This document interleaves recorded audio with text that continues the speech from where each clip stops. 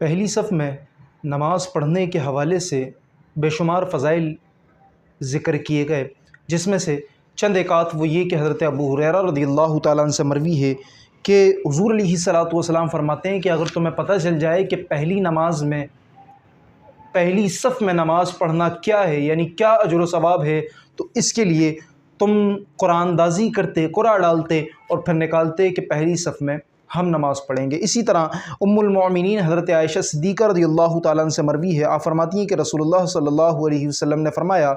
لوگ ہمیشہ صف اول سے لوگ پیچھے ہوتے رہے یہاں تک کہ اللہ تبارک و تعالیٰ نے انہیں اپنی رحمت سے دور کر دیا۔ یاد رہے کہ صف میں کھڑا ہونا، پہلی صف کو پا لینا، یہ سب سے افضل ہے، لیکن امام کے قریب کھڑا ہونا، پھر دائیں جانب کھڑا ہونا، یہ زیادہ افضل ہے۔ لیکن اس کے بعد اگر دائیں جانب زیادہ لوگ ہیں اور بائیں جانب کم لوگ ہیں تو صف کو برابر کرنے کے لیے جو دائیں جانب سے بائیں جانب آ کر کھڑا ہو، یا پیچھے آنے والا صف کو برابر کرنے کے لیے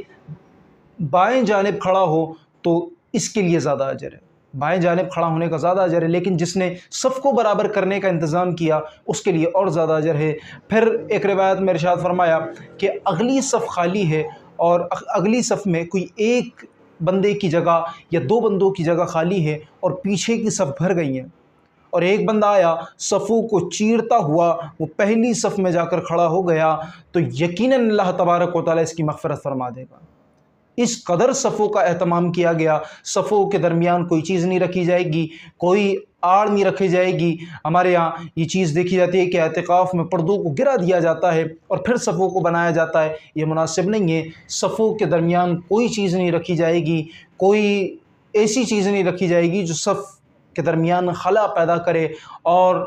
صف کو مکمل کرنے والے کے لیے بے شمار اجر و ثواب احادیث مبارکہ میں ذکر کیا گیا۔